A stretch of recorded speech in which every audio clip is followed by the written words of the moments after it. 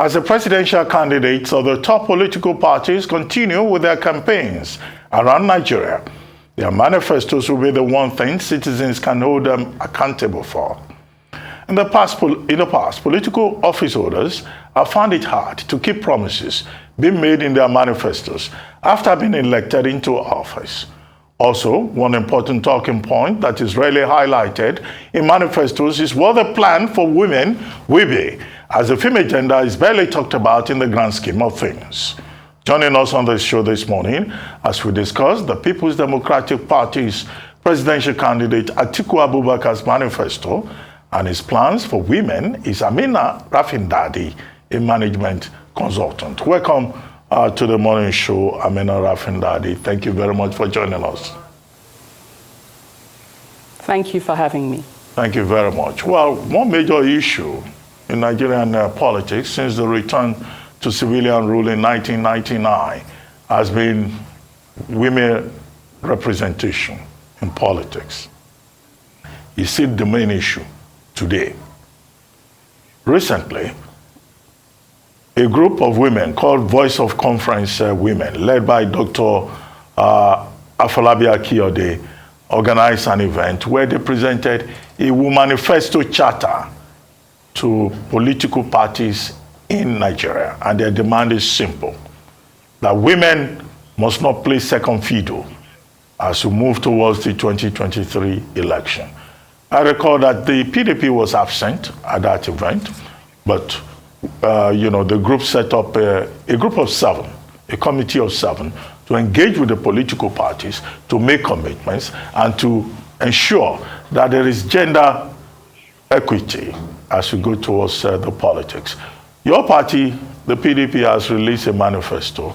Can you talk to us about how the party is ensuring that gender representation, that gender balance, and what promises your party has made in that regard? Well, it's part of the PDP's manifesto that 35% of manifesto and constitution, that 35% of all positions go to women. They have in the past alluded to that, and they have lived up to that.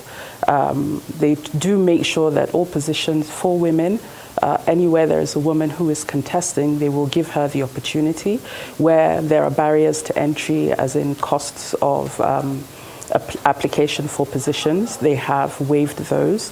And even in the past, they were the party that had almost, I think, 8 senators during the last tenure of during Obasanjo and Atiku, 8 senators, and about 20 representatives. Oh no, sorry, my stats are not quite correct. 20 representatives also that were women. So the PDP is a party that is working towards making sure that women are represented both within the party and when it comes to appointments after winning the elections. Right. Coming to you, Amina, I'd like to ask, owing to the prevalent circumstances in the country, which a lot of women are affected, what is the PDP doing to ameliorate all of this, apart from just inclusion of women in politics and all of that? Look at the massive, highly debilitating poverty numbers that just came out. 63% of the population living in abject poverty, 86% up north, 47% down south. Most of the numbers are women and children. What will the PDP do to change the paradigm as regards poverty for women? Well, like you said, women are at the acute end of the poverty statistics. They always are. What the PDP has done and what they intend to do is, according to their 5-point agenda, is address all the socio-economic issues that stop social mobility. That is, they're going to look at the economy, they're going to address education, and I think most especially, and that's probably the most poignant topic, is that they are going to restructure the polity so that the states have more economic strength. And with that, that will make life a lot easier for those at the receiving end, which are women. The problem we have with Nigeria and the challenges that we've had over time is to do with the way we practice our federalism. We adopted a system from America which is more egalitarian, and they didn't take into cognizance their own socioeconomic and historical perspectives, brought the system, the federal system here, and then changed it from being an egalitarian system to make it into a feudal kind of federalism. So what has happened is that we have this idea that having a strong man at the top will make the system work, and then we formed this kind of feudal system whereby everybody has to gravitate to the center to make things work.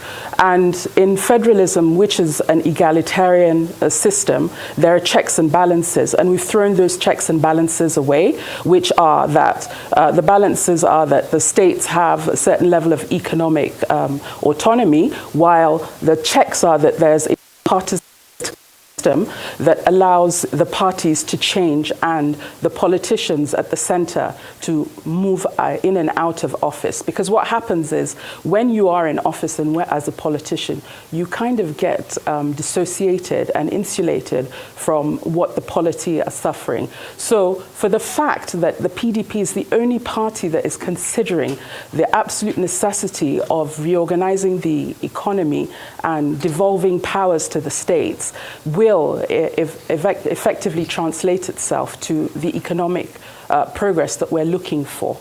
Unfortunately, the system that we practice now, which is like a feudal federalism, does not work, hasn't worked, and all our socioeconomic indicators have regressed exponentially in the last, since the transition to democracy. Okay, let me still stick with this gender representation. Now, Nigeria has had a national gender policy since 2006. Nigeria is a signatory to all the international conventions on the elimination of discrimination against women. This year, in March, there was a revised national gender policy, 2021 to 2026. And that was even after some, women activists had gone to court to challenge the Nigerian government for not implementing the national gender policy. Now, Nigeria's women representation record is just about 6%, which is below the global average of 22.5%, which is even below the African average.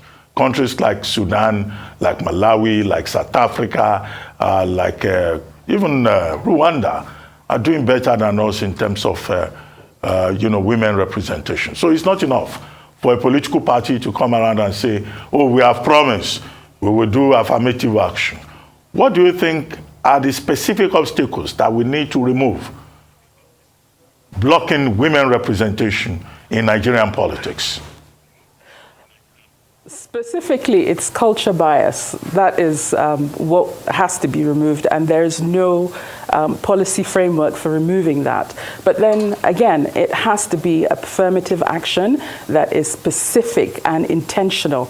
And what I do know is that Waziri Atiku Abubakar has already said that that is something that he's going to look at definitively to make sure that the percentages that we require or we aspire to will be addressed. I cannot give you any details as to exactly what is going on, but it is being worked at in the PDP. It is. Right, let's talk about still issues bothering women, the girl child, and all of that, and development. Nigeria, as we speak today, have one of the highest levels of adolescent pregnancy. A very big number, 106 adolescent pregnant, girls for 1,000 in every population you see. It's a very high marker. What would your PDP government do as regards adolescent pregnancy? I think because our socioeconomic outcomes are so bad and regressing every day, it makes it difficult for young ladies and women to find means of sustaining themselves. This all contributes to the breakdown of society, where you have ladies and girls who have to take care of themselves rather than depend on the traditional support systems that they've always had. Specifically, it's to do with education, the opportunities to access education, and outreach programs which already have been outlined so that we can give them, one, the opportunity to understand what the negative outcomes are of a certain behavior and activity, but also to give them the economic possibilities whereby they will be able to care and take care of themselves.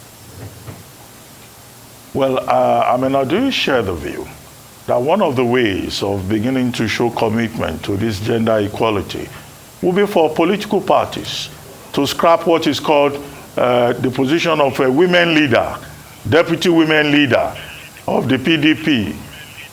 They don't have any group called the leader of men in any political party, to the best of my knowledge. And then perhaps scrap also anybody that comes into government, the position of Ministry of Women Affairs, because we don't have Ministry of Men's Affairs.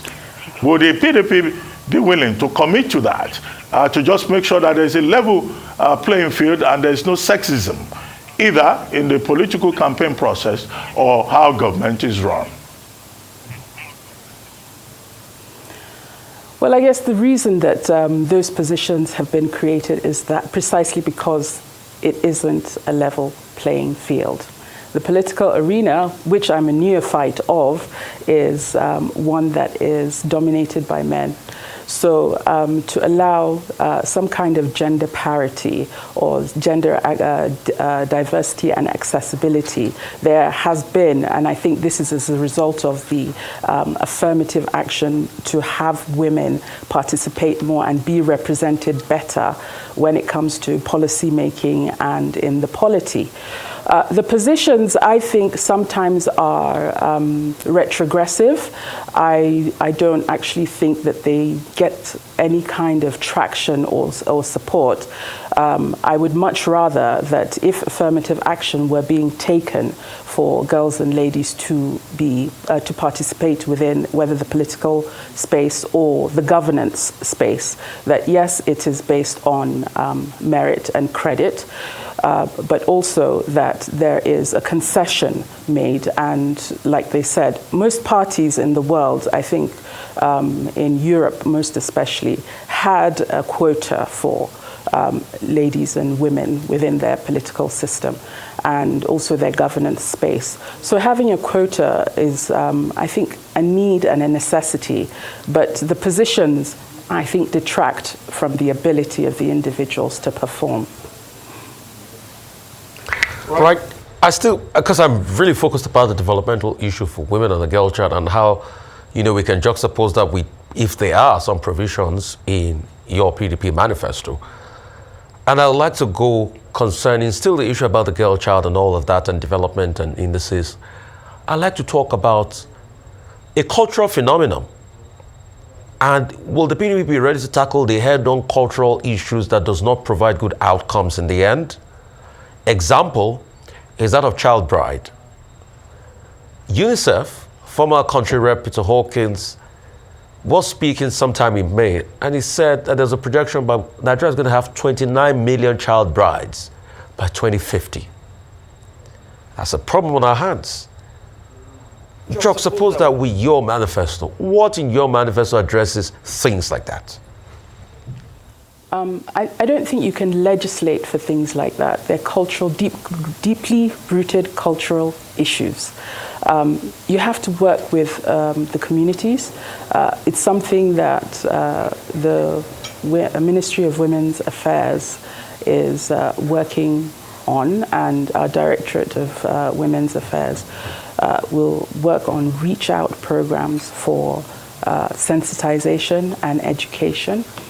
And I think, like a UN representative said, about our burgeoning birth rate in this country, education is the key to everything. So giving access to education, educating young girls, educating their parents, educating the society to understand how the negative outcomes affect individuals and their economic outcomes, their social outcomes, religious outcomes, is important. And that is why it is one of the cardinal points in the manifesto: education, and more education, and easy access to it. Okay, one big concern with women, with gender and all of that is the politics of inclusion. And when you talk about politics of inclusion, there's also the category of persons living with disabilities who are protected under the law. There is a prohibition against persons living with disabilities, in place. What efforts is the PDP making to make sure that particularly women living with disabilities are part of this 2023 process? Do you have any information on what the party is doing in that regard? Enthusiastic party supporters. Well, like I said, it is all people who are disenfranchised, underrepresented, and need to be protected are considered most definitely by the party and the manifesto. Like I said, the issue of education and healthcare, social inclusion as well, covers what the party is intending to do for the people living with disability. It's giving them the opportunity to live with dignity, to earn a living, to provide some kind of shelter and support for them. The party is very definitive about doing that. Okay. Let's also expand this conversation as regards maternal outlook. The outcomes are very poor in Nigeria. The stat says that 512 maternal mortalities per 100,000 births. And that's about one of the worst figures in the world. 512 maternal mortalities per 100,000 births. These are terrible outcomes. What is the PDP doing in their manifesto again as regards outcomes like this of maternal mortality?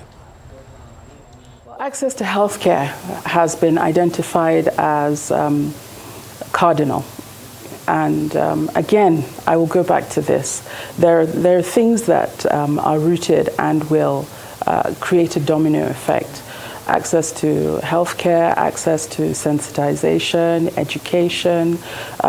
So the medical system will provide, the healthcare system will provide access to primary health facilities and improve upon them. But because one of the cardinal principles of the covenant that Wazir Atiku Abubakar has for the PDP is to devolve powers, all those things will be devolved to the state and the local government level. At that level, because the social outcomes for people in the rural areas are a lot worse than in urban areas. When when the devolvement takes place, it will reduce the issues that are on ground because the people are closer to their government, that is the local government. Well, we'd like to thank you very much, Amina Rafindadi, for joining us, and we hope that both the PDP and the other political parties would keep their promises to ensure gender equality in their processes. Thank you very much.